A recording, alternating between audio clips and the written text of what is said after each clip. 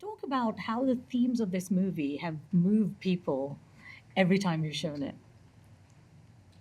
Um, I think like I think it's been interesting for us to show this film in different countries, and now that it's showing in India also, we are getting some nice feedbacks from people, kind of responding to it from whatever space they reflect on the characters, and yeah, one of the things I liked was, which all we imagine as light girly are you?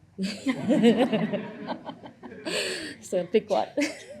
Yeah, and I think also people can relate, like in like the feeling in big cities. I think it's Yeah, something yeah. like that comes across like from being in New York or in Paris, hopefully also in London. But like, how is it to like many people living in big cities like usually don't are not born there, so like how it is then how you manage that.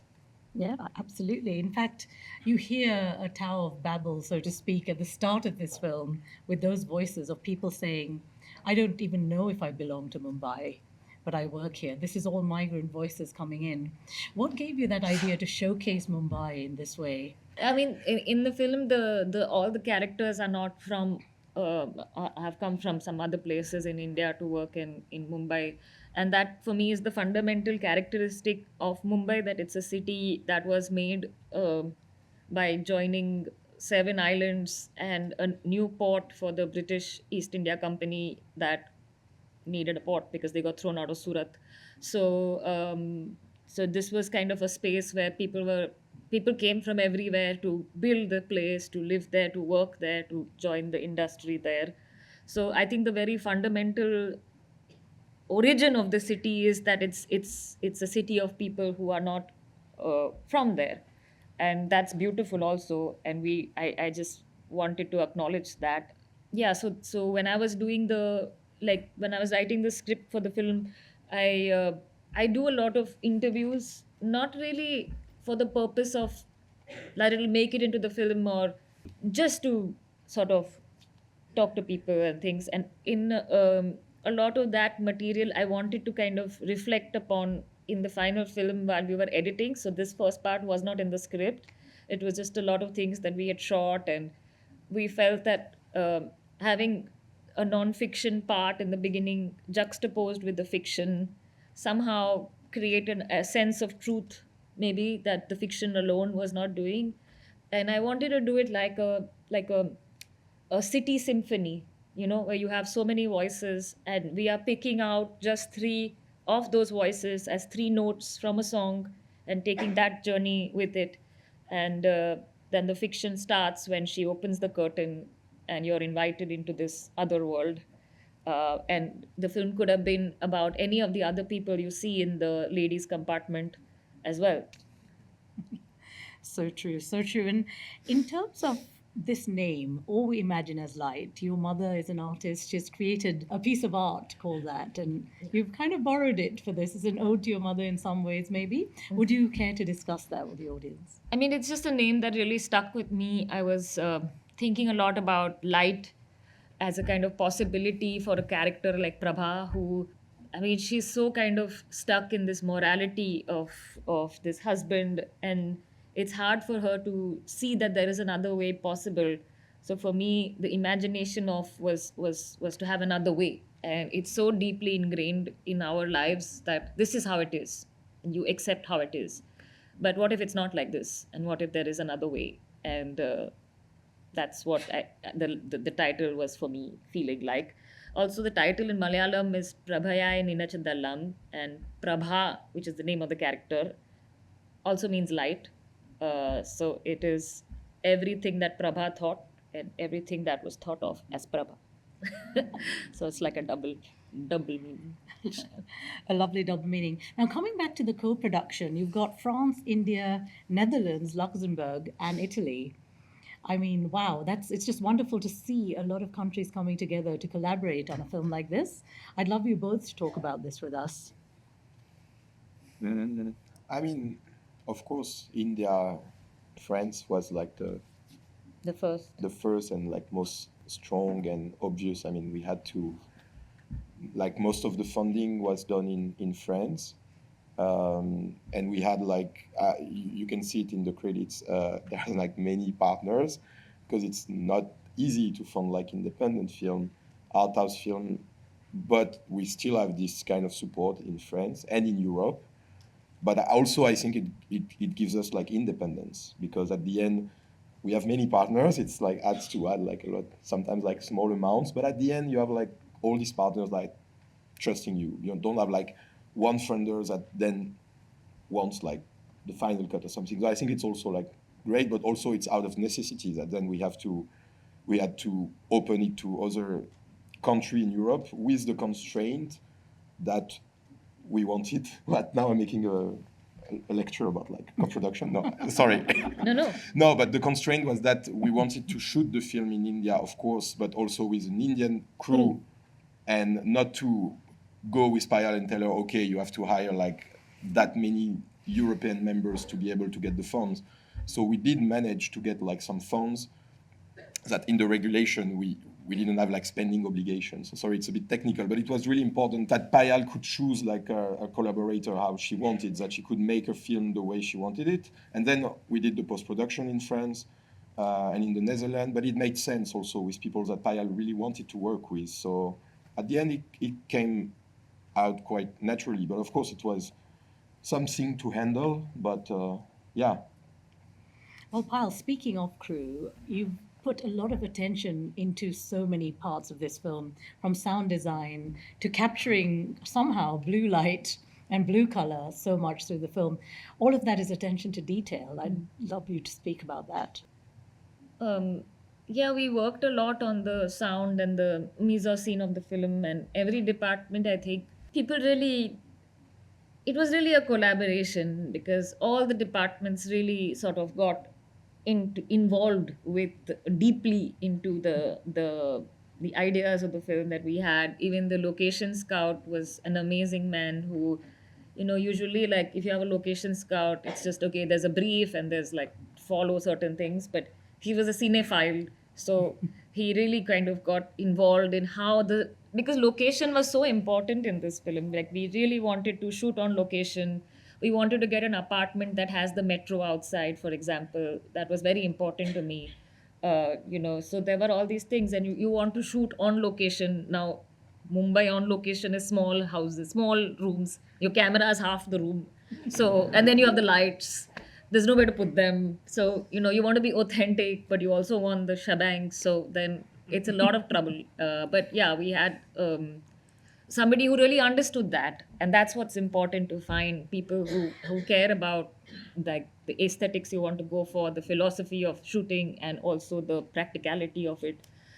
So yeah, he worked really well, and even the costume department, Maxima was the costume designer, and we were like, okay, we want to work with this blue color because when I was doing a lot of research, not research, but like when writing the script, we would go out a lot into the city over 2 monsoon seasons and just take pictures or just make little videos of what we saw.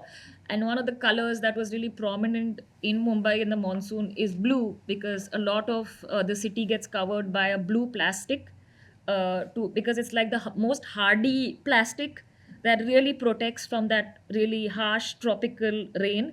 So it's a very strong material, and you see a lot of Mumbai covered in that blue plastic. So it was, and it's not a very aesthetic blue. It's this very plastic blue. It's not like powder blue or something like this. So we were like, okay, how to make this blue work? This really synthetic blue. It's also the color of the blue that gets when a building is going to be taken down, an old building. They put up this blue corrugated sheets outside. So it's also the sign that this building is going to go and another one is going to come. So all these things, we were thinking a lot about the blue. So she got 36 shades of blue and she said, which blue is it? Who knew there were so many? But it was a real pleasure. And even with the sound, actually the sound recordist was the only French crew we had on set besides the producers. And he was doing sync sound, which is really difficult in Mumbai to do sync sound. And as a person from France. I think he was shocked that we were shooting on the streets with so much sound. But yeah, at the end, we used a lot of the sync sound. So, in that sense, I think he finally accepted the challenge and went with it.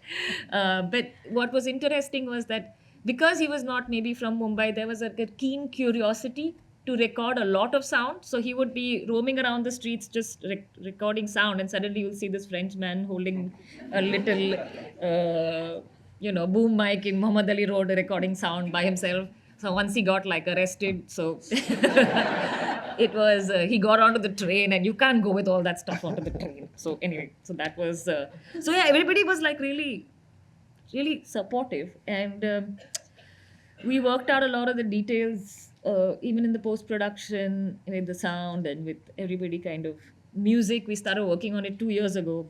I had a great music director, Topshe, who I would just send the script to, and I'd be like, "Can you think for this scene?" And he would give me 5 options. So I think everybody was very loving towards this movie, and I really appreciate that. Like people really cared a lot. And towards also, I think Payal is also like a great director, and she's able to create this energy because it's not by chance that you. No, I think it also comes from like being studying at a film school, because when we were studying the film school, everybody was kind of equal, and there was that kind of because they're all your batchmates, so there is a kind of setting and the joy of making films together. I enjoy that. And I guess there's a mystical element to the end of this film. And since everyone here has now seen this film, I would like to hear it from you, Payal. Should I tell? Should tell I us, not? Tell us about, and the thought process behind that. Yeah, yeah. So for me, I really like this kind of shift from going from like super realism, almost like neorealistic documentary style, to something that is so internal and so much like magic realism to some extent.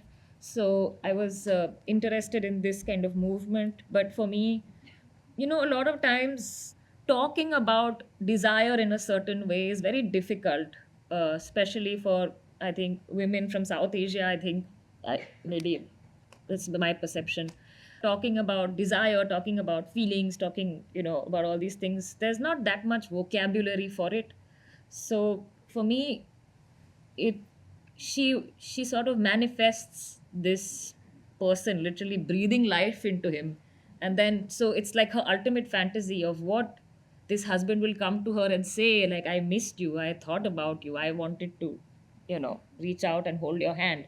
So she has the fantasy, but then she realizes that she doesn't really want this fantasy anyway, and she wants to say goodbye.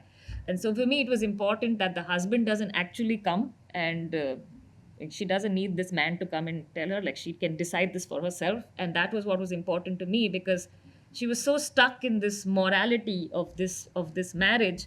And oftentimes it is that kind of baggage that stops you from moving on. And for me, she needed to have that catharsis for herself to do it, and this was the method. And I think a lot of like the region I am from, which is in the western India, a lot of folk tales are like this, where women's desires are expressed through, like, you can't talk to the man, no. So now, what to do with him? So he will become a ghost.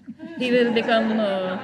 He will be a tree, or he'll be the dog, and then you can talk to the dog. So So I wanted to use this kind of like trope of storytelling, and I think cinema gives that possibility of taking a flight of fancy. And yeah, that was the bet. That I told you everything now, so there was no ambiguity, and shouldn't be like that. Thank you.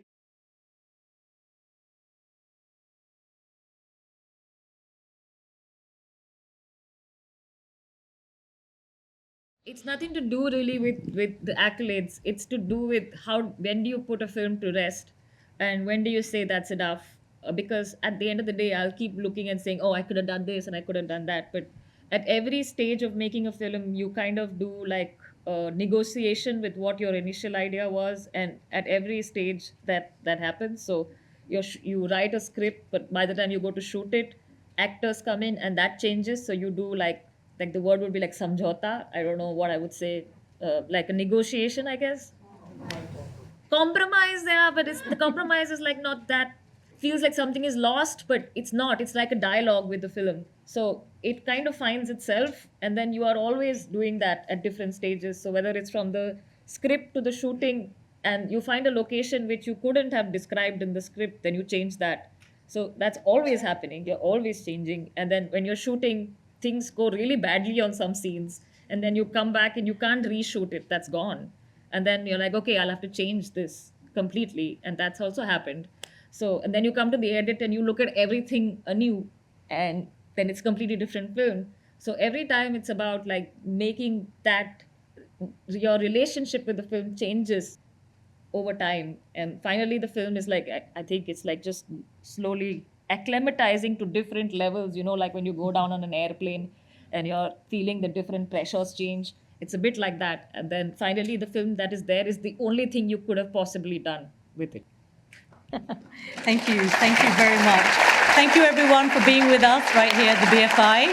Thank you, Payal. Thank you, Thomas. Thank you. Thank you, Thank you all for everyone. staying. Thank you.